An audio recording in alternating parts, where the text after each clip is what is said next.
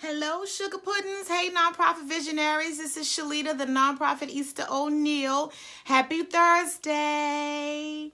It is, if it's not 12 p.m. Eastern, it's maybe like a minute before for our hashtag nonprofit no filter Facebook Live video. So today we're going to be talking about making the transition from corporate America to your own nonprofit organization. So before you say, peace, deuces, there's a couple things that you need to prepare for. And some things, I'm going to share with you because, listen, I'm not just pulling this out the air. I had to do this myself. Hey, Ella. Hey, Jackie. How y'all doing this afternoon? Okay. I'm going to wave to y'all. Hey, waving. Yes. So quite often I get the question, well, here I am in corporate America, and it may not even be corporate America. You may be at somebody else's nonprofit organization and you're working there, right? It's not your organization, but you have a burning desire to start your own organization, and you have a burning desire to make a change in this world. But then, of course, the first thing that comes up in our minds is what? How are we going to pay the bills? Where are we going to get the money? And y'all, let me go on my tangent for a moment. Okay, I'm going to go on my little tangent, but I'm going to come right on back. Because I was just having this conversation with my husband the other night. A lot of the things, or what keeps us from going after and pursuing the dreams and the goals that we have, most things, it's all fear-based. It's all stories that we've made up in our minds about what's going to happen or what's not going to happen, or if I don't have the money to do this and I can't provide for my family and I can't do this. Now, don't get me wrong. That is very important, and those are voices you need to confront, you need to talk to. It's natural that's going to come up. Yes, I'm not saying be irresponsible about, okay, I'm just going to go after my dreams and I don't know how I'm going to pay my bill. I'm not saying that.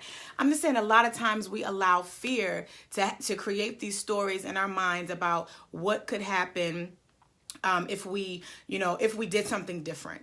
And it keeps us stagnant. It keeps us in our current situation. We choose comfort, right? And it's sort of a false sense of stability, because if something happened and at your job, and they need to cut some folks and you needed to go, there's no promise there in that for you, right? So we have this false sense of stability, albeit stability, but we'd rather stay there and stay complacent and let our dreams die because of the fear-based conversations that we're having about what's not going to happen, or there's no way I can raise that type of money, and there's no way I can do this, and there's no way to do that. So first and foremost, stop that conversation. Just period. Now we're going to plan. We're going to put some things in place. I got some tips for y'all about what to do or what you could consider doing, right? Everybody's different, but it is possible to make that transition. So let's be clear, okay? You might be in corporate America making six figures. And unless your planning game is on point, and you're not going to come out the gate with a nonprofit and making six figures. Okay. So that's just, unless you know somebody who's super wealthy and is ready to give you money, which most of us, we don't have that, you're not going to go from a six-figure income to a six-figure income.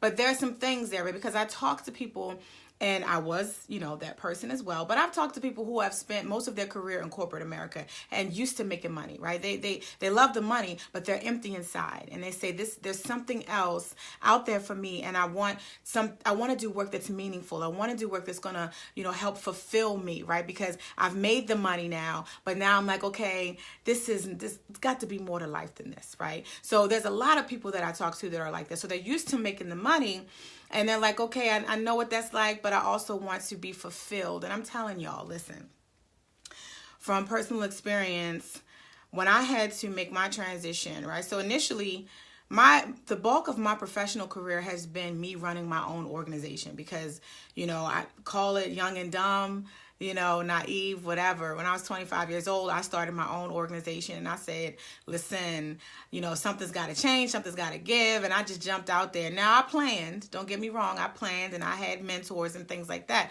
But, for the majority of my time, I was working for myself, but then it did come a time where I said, well, let me go ahead and take a position at an agency. a state agency, still in the vein of what I care about, foster care, right? But it was a different perspective, and I wanted to go ahead and take that. And so that was considered a corporate, job, a state job. And so I was able to see on the other side, okay, now I'm in this job. I know that I'm getting, I don't have to raise the money, right? That's another thing too with the nonprofit. You get a little heart palpitations, get a little anxious sometimes because you're the one that's bringing in the money and stuff. You got to believe in yourself, okay? But sometimes it get a little rough. But when you're with another organization, you don't got to worry about that. You come in, you do your job. One thing you don't have to worry about is raising money to pay for your position, right? Unless you're in resource development. But that's neither here nor there. So you go from that situation where the money is coming in, but at the same time, that there's something bigger and better that you can be more effective, on the outside. So I would suggest give yourself 6 months to a year, right? At least, at a minimum of planning, right? Set a date. First and foremost, set a date. If you've been talking about this all the time, I'm gonna start this nonprofit. I got this nonprofit, and or I want to do this and I want to do that, and I want to live a fulfilled life, and that's the thing. Okay, set a date. Put a date to it. Declare a date. Get a vision board, write it down, put it someplace, put it on your phone where every day you wake up, you get a reminder. Hey, good morning, gorgeous. You got 39 days. Whatever. Set your date of when you actually want to make the transition. And I say that because it will push you to do the things that you need to do and put things in place in order for that transition to happen. Okay. And typically what I say is, with my nonprofit visionaries that I'm working with, in the first year, that's your research phase. That's I'm going out, making the connections. I'm making sure that the nonprofit I want to start is actually needed. And then I'm going to take the steps to developing a concrete, solid, foundation with my mission, vision, goals, my outcomes, my budget. I know what I want to do. I vetted it. I have been sitting in different committees to try to see what's going on the ground in this field. I'm connected. Like your first year, you should be doing that. And granted, you'll still be at your corporate America job or your 9 to 5, but there's ways that you can allocate your time so that you're also able to invest in your nonprofit, or at least the building of your nonprofit, which means you have to have a goal. And that's why I'm here, y'all. The nonprofit development coach here, Nonprofitista. I'm not just here just to be here, right? That's what I do, walk you all through. Okay, let's come up with a concrete plan. Let's set some action steps on what are some things that I need to be working on, or where can I put my time? Because you're not going to have a lot of time. You working 9 to 5. You have other responsibilities. You got to be careful that what you're doing is also not a conflict of interest with what you're wanting to do with your nonprofit, right? That's another thing that I had to be very aware of too, especially since my nonprofit was in foster care and my corporate job or my state job was in foster care. I had to be careful about that, So I would say use your vacation time when you have it. You set that date and okay, on this date next year, in a year, I'm going to be making the transition from my corporate America job or my 9 to 5 to my own nonprofit. You set that date first. And then you be very strategic about how you use your time. Use your vacation, right? If you have mental health days, or, some people, depending on where you are, they give you different types of leave, different types of things that you can take that you are, that you're going to be compensated for, right? Because I'm not telling you go out here and take all this time off unpaid, and then you looking at me like, Shalita, you going to send me some money? No, I ain't cash apping you no money, okay? Because I ain't tell you to do that, okay? Use the vacation and the time that you have strategically, okay? And then especially depending on what time you work during the day, I know that my job was flexible, so it wasn't necessarily a 9 to 5. My job description, there was things I did in the evening. I did some work on the weekends, so my time was a little bit more flexible. So after I put my 40 hours, right, I allocated my 40 hours to my full time and made sure I stayed on top of my work, and my priorities was the work, first. then I could schedule meetings, things that I needed to do, people that I needed to see or maybe talk to about my other endeavors, my nonprofit organization. Then I could go and do that. But you got to be really diligent about organization, looking at your time. What do you have at work that you can take some vacation, or here and there, take some days. And when you take those days, and listen, don't kill yourself either. If you need to use your vacation time for self-care, or you have those mental health days and you need to take some time off because you need to tend to yourself, do that. If you're sick, use your sick days because you're sick. I'm not saying, to work yourself to the bone and then at the end of the year, you don't have anything saved up for your new nonprofit endeavor, right? And maybe you might consider self-care to be working on your nonprofit, because that liberates you, makes you feel like that you're doing something, working towards a goal. It's really up to you. But I'm saying use your time wisely, meet with people strategically, okay? And in the beginning, it might have to be in the evenings or on the weekends, but put that time to the side, working hopefully with a nonprofit development coach. If it's not me, then somebody that's good, okay? But everybody gonna get me. I gotta say that, okay? But anyway, we're working together. We'll come up with that plan on what does that look like. How can you make that plan, that leap, that jump from corporate America to your nonprofit?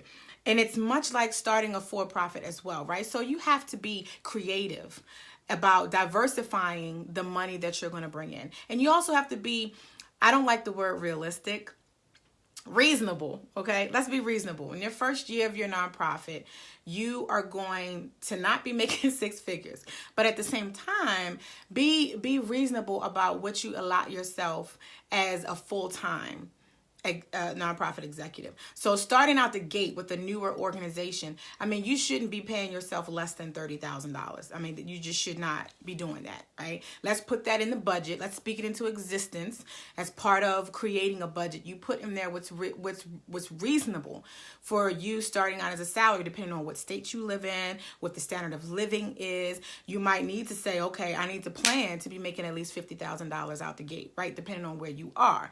So, and that's not unfeasible. That's not unreasonable when you plan properly, but you put that in your budget. So you say, okay, I might have to start out at $50,000. If you're used to getting six figures or something, like that at your job, okay, look into other options. Like, all right, well, how can, I'm sure by this time, maybe you might have a for-profit or something that, you can market your talents and skills in other ways. There's so many home-based businesses out here nowadays. And I'm not saying, that you got to be careful about that too, because you don't want so much time to be taken away from your nonprofit work. But at the same time, you're going to need to have different forms of funding coming in. I have a for-profit, I have a nonprofit, right? So some of the funds that come in, some at this point that might for a newer foundation that are coming in, I'm able to pay myself not a salary yet, not necessarily, I'm not calling it a salary,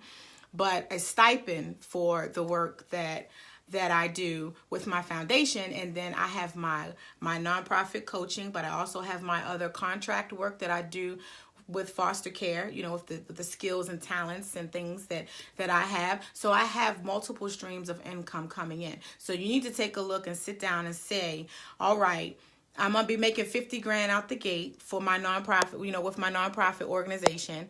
And I'm going to need, a little bit more than that. Why are these things? Get off the screen. Okay. And I'm going to need to make a little bit more than that. So, all right, now what can I cut out? You might have to step backwards a second or really look at what your standard of living is in order for you to move forward and really invest and make the dream of your nonprofit real, right? And then, of course, from there, you'll build your salary back up. But initially, okay, look at what are some things you spending money on you don't need to spend money on. Over that year, right? So we're doing multiple things. We're setting the date. We're looking at, okay, well, who do I need to talk to? What does my plan need to be in place, for my nonprofit? This my research phase, my pre-seed funding phase. I'm making sure I'm working on that. All right, how much money am I going to really comfortably need to raise or need to be, ready and have the ability to bring into the house when I leave my my corporate America or my 9-to-5 job, looking at that, what are some things I need to start phasing out of or stepping back from so that I don't have to pay for that. So that's not a financial burden on me. I know that, finances is the number one reason why we stay in a 9-to-5 that we are not happy in. So for that reason, make sure you plan accordingly and be creative about what are some of my other talents and skills that I can market, that I can build my brand, right? You may have been at your 9-to-5 for a number of years. So you might have a retirement account or IRA, that maybe you can borrow off of depending on what your needs are. You may already have some savings put to the side, whatever the case may be, especially if you're making a decent salary and in your 9-to-5 over the course of the next 12 months, make sure you're putting money to the side. Make sure you're putting this to the side. You have your plan in place so that you have at least, when you transition out into your nonprofit, you have at least 6 months of income, saved up, or depending on what your budget is and what you need to bring in, make sure you have that. Because look, I done made mistakes in the past too, and I got hot-headed, and I was like, I'm leaving. I'm going to go do my own thing. And I got all these skills and talents, and I don't care what nobody say, and I'm going to make all this money with my consulting. I ain't playing adequately, and I ain't had no contracts lined up. So, things got real for a minute. So my second time go round, I made sure I had a contract in place. I had things, in place so that when I made that transition from my state job to now my nonprofit, I was good. Because my husband was looking at me like, I love you, babe, but we're going to have to be all right. I ain't living on the street. You know what I'm saying? Okay. So we have to do that. And it's also about how much work you want to put into it. Okay. It's going to be work, but you need to be focused and on the work that actually needs to happen. I don't want you guys out here doing unnecessary stuff, trying to do everything on your own, trying to scour the internet, hiring people but that you don't need to hire, paying money that you don't need to pay because you're trying to do everything by yourself. Don't do that, okay?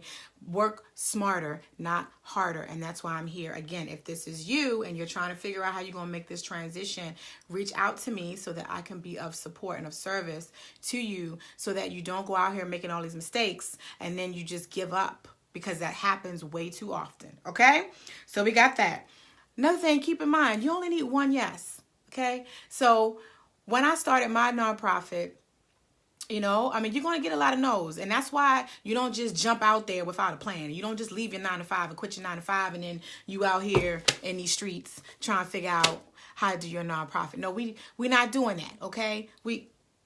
We're not doing that because you're going to hear a bunch of no's before you get your real good yes, okay? So at least have a safety net at your 9-to-5 while you're hearing these no's so that you're like, okay, all right, okay, I got you. All right, you're going to regret that, but all right, I'm going to come back stronger, okay? You take those no's because you take the no because you still got your 9-to-5, right? But you keep being diligent about your vision and be coachable with your nonprofit coach when I'm telling you to do certain things, let's do this, let's just go about it this way, because you'll avoid a lot of heartache. But at the same time, when you craft your branding, your message, and your organization's plan in a way that's organized, it reduces the likelihood of the no's. Right? You got to have a strategy around who you reach out to about your organization, what you're saying to them when you reach out to them, and how you're preparing to receive abundance. Oh,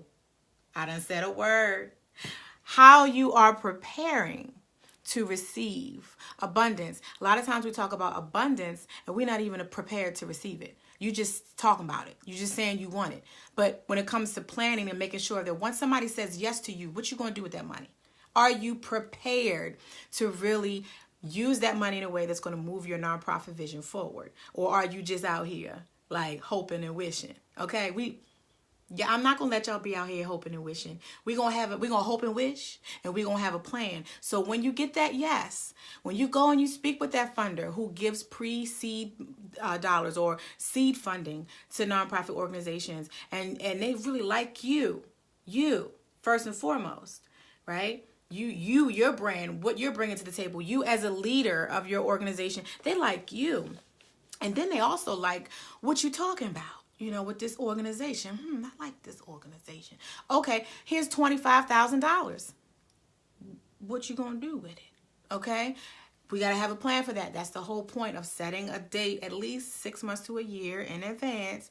While you're still working at your 9 to 5, you doing your priorities. You're using your time wisely. So you set aside a time, times to work on your nonprofit. So when you get that yes, right? Okay, now you know what to do with the money. And I'm going to tell you, once you start getting the yeses, once you get that one yes, and especially from a reputable founder or funder or donor, then the other yeses come a lot more easier, right? I'm not saying everything becomes so easy and you only going to hear yes after that. I'm not saying that. All I'm saying is that all you need is one yes to really propel you forward into other opportunities, but you need to be ready to really apply that money and apply that support to your organization so that you can step on out, on that date that you said you step. You come hither too. You come forward, okay? And you claim it, okay? But you got to be ready to receive this abundance, all right? Okay, so got that. We talked about goals, okay? So working with your nonprofit coach, hey, we're going to set some goals. We're going to talk about, okay, what are the things, what's your future plan or the future picture for your organization, what you're trying to do, okay? Now let's work our way backwards. Let's talk about what are some things you need to do month 1, month 2, month 3. By month 6, you should have this done. Set some goals and some benchmarks so you can measure your progress because, hey, you might get at the 8-month mark and you set your date for 4 months ahead, right? You at your 8-month mark now. And maybe you might need to shift some things. Maybe you might need to shift it a little forward, and be like, okay, well, I did say I'm going to leave in a year, but maybe, I'm going to push it forward a little bit, right? You might have to do that. Or, hey, if we working together, you might want to leave a little early, okay? It's always a way to do things. But hey, okay, you got to make sure you have your goals so you can make sure that you're on target for where you're trying to be. Also, organize your tribe. Your folks, okay? You don't necessarily have to be your family, because you would want them to be your first level of support, right? But when I'm talking about tribe, I'm also thinking bigger than that too. I'm talking about the people who identify as caring about your cause. Okay, people who may be in the field or people who might be thought leaders or people who might be able to be supportive to your work in some way. Someone who might be an advisor to you, a mentor to you, a coach to you that's in this field, right? That has connections to folks.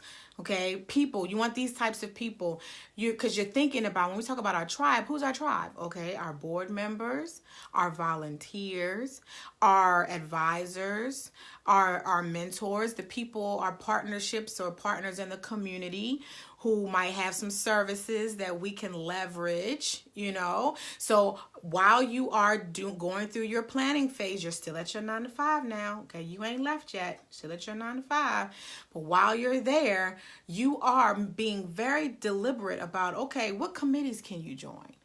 Being mindful of your time. Okay, I'm not trying to have you losing your mind out here.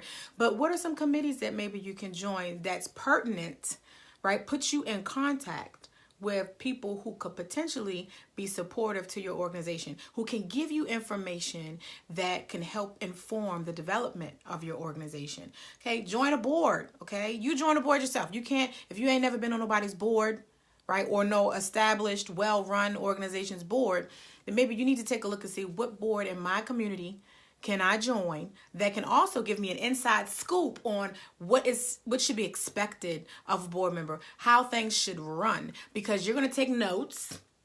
And when you start building your tribe and your board, then you'll be like, okay, well, I was on a board of this large organization, and let me tell you, I see how they do things. Okay, that's how they do it. Okay, all right.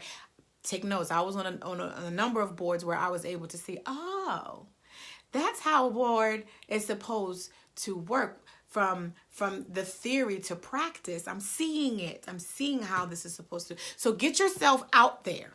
In this first year of your development, of your pre-work before you leave your organization or your 9 to 5, you need to be putting yourself out there, talking to people, meeting with people, letting people put a face to the name, okay? Telling people that you trust about your vision once you actually know what your vision is for your organization, and start creating alliances, people. Okay, people like, I don't like people.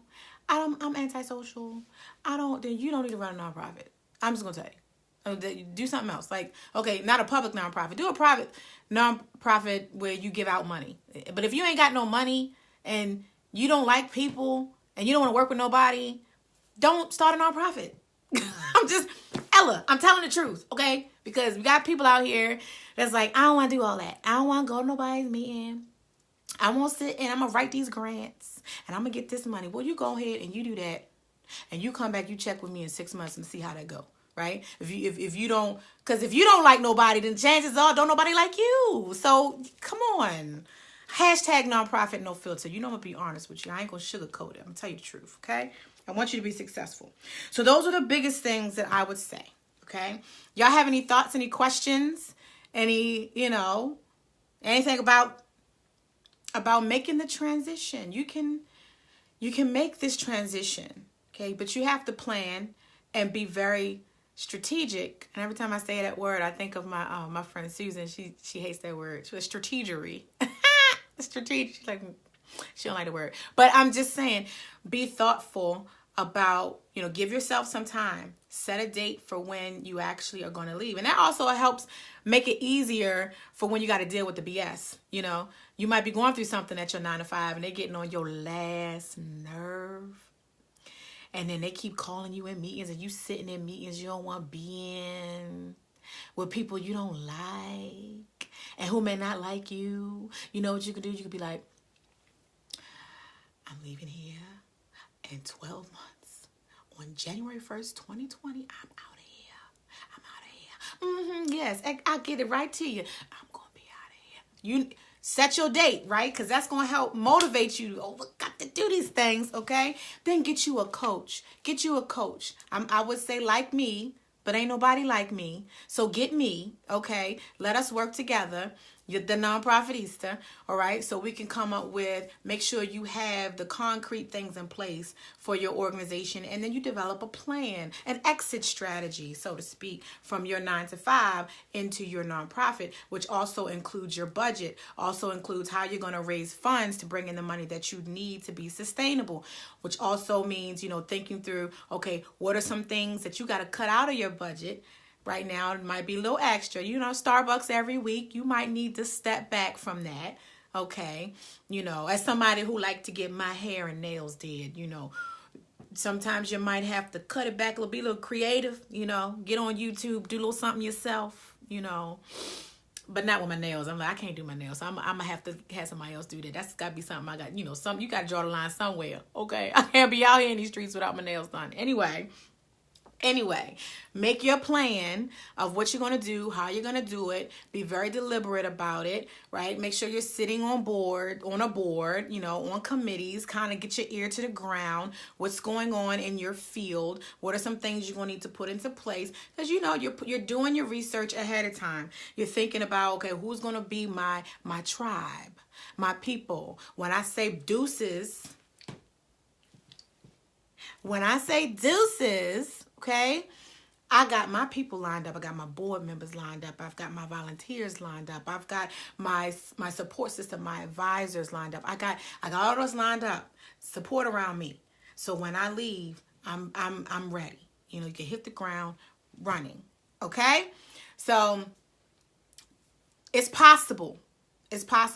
Get those thoughts out of your mind. Stop leading your thoughts and your actions from a place of fear, because that's what it is. I was telling my husband the other night, I said, if we decided, right, that we wanted to live off the grid, and we've got an 8-year-old, if we decided one day, that, hey, I'm tired of people, I'm tired of certain things, we just want to pack up and go and live in the woods and build a log cabin, we can do that. People do it every day. Right? But you're going to have to, there's some things you're going to have to shift. There's some lifestyle changes you're going to have to make. You're going to have to look at, okay, we might have to get rid of one of these cars. Okay, we're gonna have to stack our money up for a couple months. We're gonna have to do AB. We're gonna have to learn about homeschooling. We're gonna have to get connected to a homeschooling community because our baby still got to be smart. He still got to learn. He still got to be competitive in this world, right? There's some shifts. Might have to sell a house, this big old house. Okay, what? We can do a little tiny house if you want to. We could do it, right? But the thing is, in our minds, it's like, oh, okay. Well, what will other people think? Oh, if I got to drive in a Honda for, as opposed to this, or if I got to, make my own coffee at home for a minute, or if I got to do my own nails for a minute, or if I got to, make sure my natural coils are moisturized so they still look good on its own. If I got to do these things, step back from, I can't, ain't nobody going clothes shopping for a minute, except for the baby. The baby needs something. All right, he gonna get something. There's things that we're gonna have to do and shift if that's something that we wanted to pursue, but it's possible. But a lot of times in our mind, because it doesn't look the way that other people say things should look, or because we're concerned about what other people have to say about our dreams and about what it's going to look like and whether or not it's going to work, we stay someplace that we're miserable because we're not willing to do the work to think outside the box because of what other people are going to think and because of how afraid we are of failing. And that's where I'm telling you, stop. Stop it. Stop it. Okay? Because you have to trust yourself enough to know that no matter what happens to you, no matter what you go through, no matter what failures you encounter, you're going to be okay. Because you done been through some things already. If you made it this far, I don't even got to know you to know that you done been through some things, okay? And it ain't take you out yet. You didn't allow it to take you out yet. So don't start. Right? Trust yourself enough to know that if you left that corporate America job, as unhappy as you are there, to pursue something that is something you've been dreaming about, that makes you come alive, or something that reminds you of what it feels like to be human, then you might encounter some challenges, but guess what? You're going to be okay. And you're going to adjust your life so that it accommodates the new life that you want to have for yourself. It will be uncomfortable at first. You will need to make shifts. You will need to shift how you think about certain things. But guess what? There's no feeling like knowing that what you're doing is what you were put on this earth to do. That when you wake up in the morning, you are working towards your purpose and your promise and your destiny and the one that you set for yourself. There is no amount of money that anybody can give you that can recreate that feeling of freedom. Because that's all we really want. We're born into a society where everything is a meeting. You got to go to a meeting. You got to do this. You got to do that. You ain't got time for yourself. You got to think about everybody else. You got to make sure you got food on the table for your family. You got to do this. Everybody want. And we don't pay attention to what we want. Who got time for that? Everybody wants something from you. We're in this way of thinking. We have been brainwashed into thinking that is the only successful way to live. And I'm here to tell you, because I'm living it, that it is not. Whatever you want for yourself, it is possible. And this doesn't just apply to from your 9 to 5 to your nonprofit organization. It applies to anything in your life. And I say it because I'm living it. And okay, some days I'm like, I want this. I want to do this. I want to go. Okay, what? I didn't get that grant. Okay, they got that grant. Okay, whatever. I have my petty days. Let me tell you something though. When I feel like I'm like, look, today I'm not doing anything. And I ain't got to do it. And I rely on my expertise, my talents, my skills to bring in the funds. I have everything that I need. And you do too. Everything you need, you already have access to it. You just have to reach out and grab it. Hey, Ella, I'm trying to tell you the truth now. I ain't mean to come up here and start preaching and nothing like that. But I'm just telling you the truth. Hashtag nonprofit, no filter. Okay? So if y'all don't have any questions or thoughts, or you got any questions for me, anything that you're thinking about, y'all know how we do. This is an exchange. Y'all done said what I needed to say. And now I just want to, make sure that any practical information, or anything that tangible information that you can take from this to apply to your situation while I'm here. On the hashtag nonprofit, no filter. Okay. I know it's a little lag. I say that all the time because, I got to remind myself. It's a lag, Shalita. It's a lag. But while I'm waiting for y'all to tell me something or, ask a question, we have on April 1st, I've been telling y'all about our next Raise $10,000 in 60 Days challenge. It's coming up April 1st, and we're going to be talking about everything on how to prepare yourself for funding. What are some concrete action items, some things that you need to do to raise the money? How do you build your brand? How do you build your story or create your story? Because storytelling is very important. So it's going to be very hands-on. And Ella knows because she was in my last Launch Your Nonprofit in 28 Days, and guess what she did? She launched her nonprofit in 28 days. Ella, tell up, girl. Tell up. You did, girl. You did. Got the board members, everything in place. Okay? Everything. On the dotted line. Sign it. Okay? She ready. And she ready for the next challenge. She ready to raise that money. And I say $10,000, but honestly, if people listen and are coachable, they will raise a lot more than that, okay? So if you are an established 501c3, and I think, Ella, by the time we start, you should have your 501c3 status. But if you're an established 501c3, or you have a fiscal agent, right? I'm not telling you that if you don't have those things, you shouldn't sign up for the challenge. I'm telling you that to get the quality and the return on investment on it, you need to have those things in place.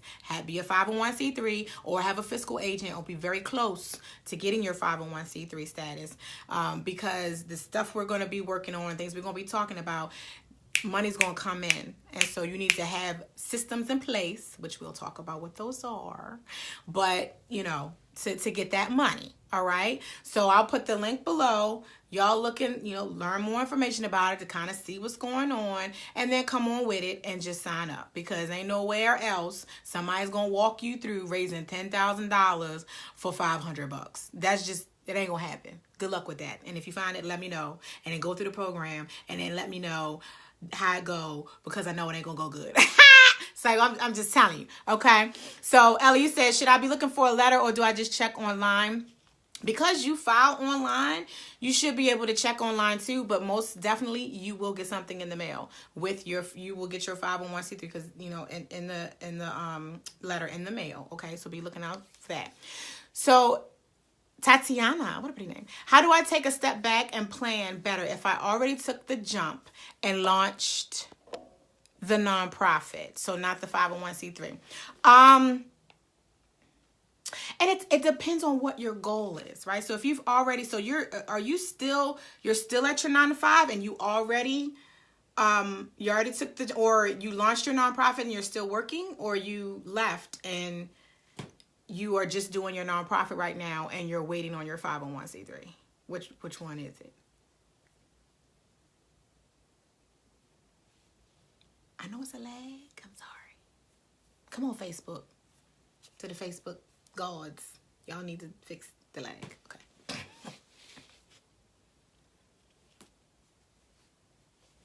One of the ways, in the meantime, because I know you're probably typing, in the meantime, one of the ways that you can take a step back and plan better is you and I need to get on the phone and talk about what that could look like, right?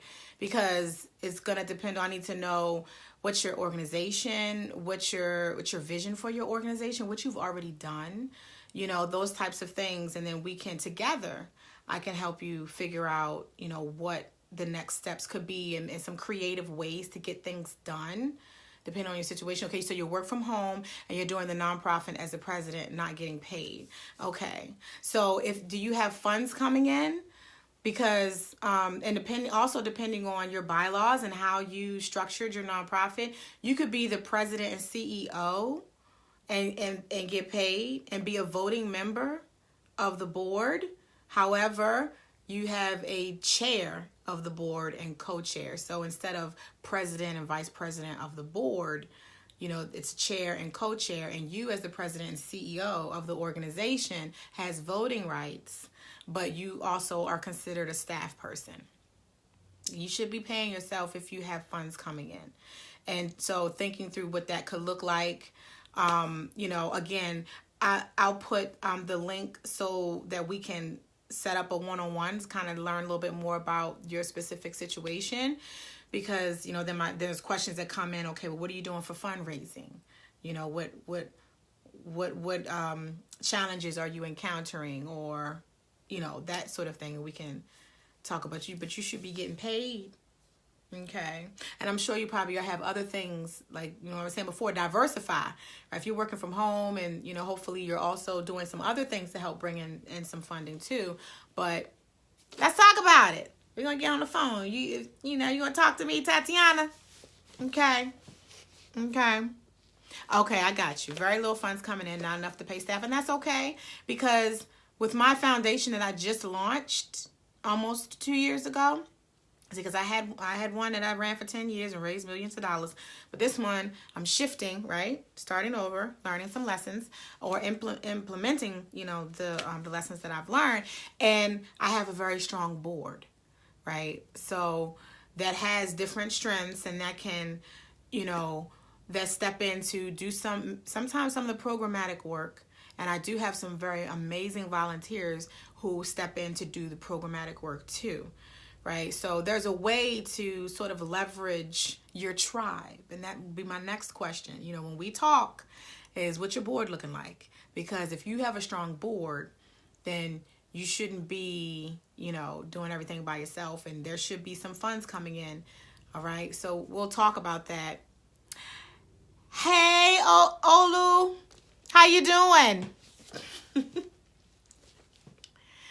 Yeah. So any other questions? But Tatiana, I'm gonna put in the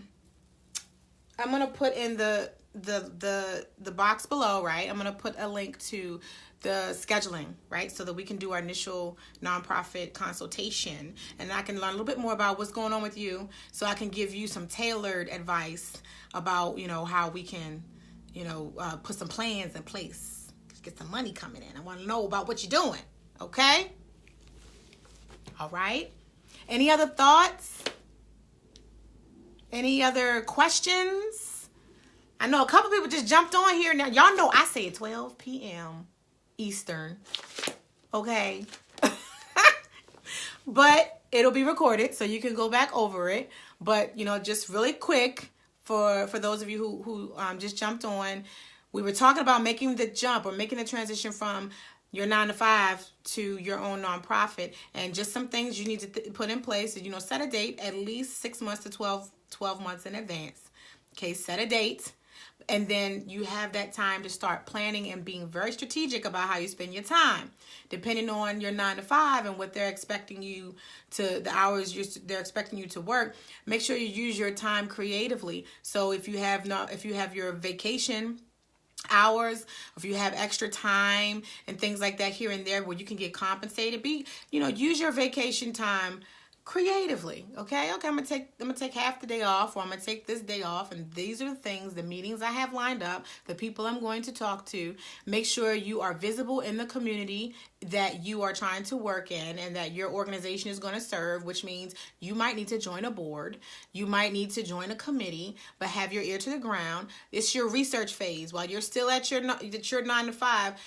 This 12 months, I'm just going to say 12 months because let's just say 12 months. The 12 months of planning time that you're giving yourself, you need to be doing research, making sure you have your mission, vision, goals, your outcomes, your budget, all of those things established. You've got your branding together. You develop a PR communications plan, and you are also getting connected in the community. So that way, when it's time for you to transition out, you've built a tribe of people, a community of people that you can call on for your board member needs, for your volunteer needs, for, thought leaders and people who want to be advisors to you, who are well connected. You will have all this in place, as opposed to leaving your organization and not having any of it in place and trying to figure it out as you go. Okay, so we want to set you up for success. Set yourself up for success. Set your date, 12 months. Set your goals and your benchmarks. By month 2, I should have done A, B, and C. By month 6, I should have done these things. And you might determine that once you get almost to the end, you might either need to push that date back, you need a little bit more time, or you ready to roll, okay? And like I said, you connect with me, and allow me to be your nonprofit development coach, and I can help walk you through those steps so that, hey, you might be ready to roll a little earlier than what you expect. Okay, so make sure that you do those things and be very deliberate about it. Okay, and then I had a little speech in there. Y'all listen to it and go back. I had my little speech about fear. Okay, stepping out there and on faith and trusting yourself and your talents and your gifts.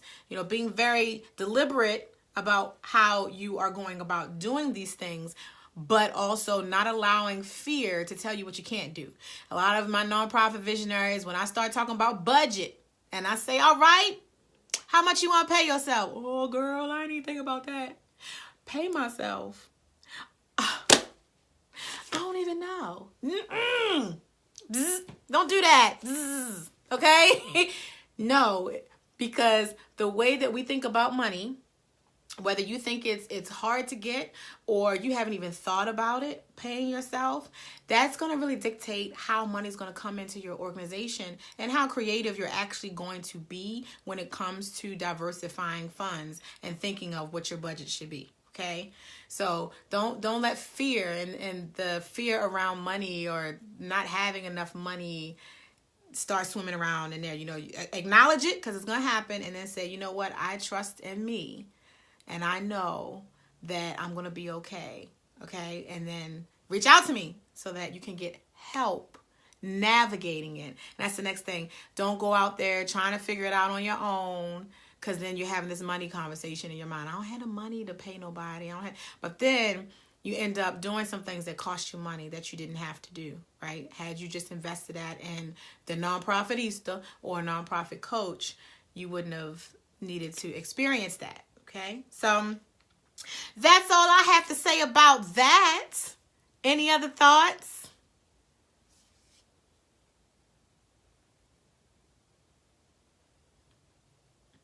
All right, y'all. Well, thank you for tuning in. I know y'all have a lot, to do, a lot on your plate, but I thank you for tuning in and letting me talk to you a little bit. Hopefully it was helpful. Again, if you want me to support you and you want, a nonprofit development coach, you want me to be the nonprofitista for you, go to ShalitaO'Neal.com. Take a look at some of the other things that I have to offer. We've got the #nonprofit no filter membership, so depending on what your budget is, you still, we were talking about the money thing, but I have so many different things I've put in place, regardless of how much money you have or whatever. That money thing is not going to stop you from getting the support that you need and getting the information that you need, okay? Because I was where you are. I know what it's like to have to dig in your own pocket to make your own dreams come true. But I also understand the importance of investing in your dream and in the right person to help you with that. So I've got the membership. We've got our next challenge coming up for me showing you how to make $10,000 in 60 days. So you need to get on top of that. Make sure I've got YouTube videos all over the place. So if you haven't subscribed to me on YouTube, please subscribe. Okay. Let me get those numbers up. Okay. Subscribe on YouTube. No matter what it is that you need one-on-one support. I have clients that I work with one-on-one. Okay. So whatever you need, we can work something out. Don't sit there trying to figure out everything by yourself because you're coming from a place of fear. Okay. We're not going to do that. All right. Well, happy Friday's Eve. And I look forward to seeing y'all next week. And I'll be posting in the group to kind of see what is it that you want to hear about so that I can talk about it. But in the meantime, don't you be waiting, okay? Don't you be alone out here in these streets with your nonprofit vision. I'm here with you. Let me help you, right? And until next time, y'all know what I'm about to say. Be blessed.